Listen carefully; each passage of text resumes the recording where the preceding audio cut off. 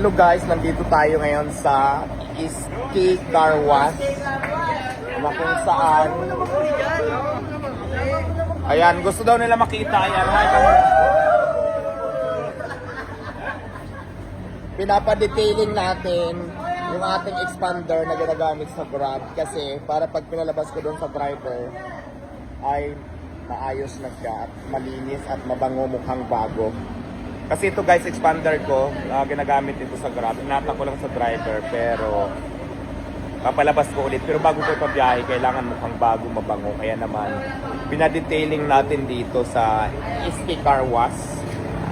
Ayan siya ngayon, pinagtatanggal yung upuan niya.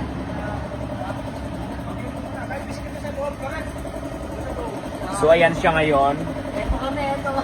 Tapos, hello, shout out! Shout out, madam, kay madam. So, i-vlog natin after and before. Ito yung before.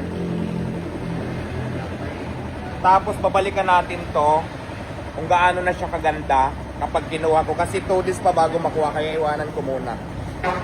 Bye!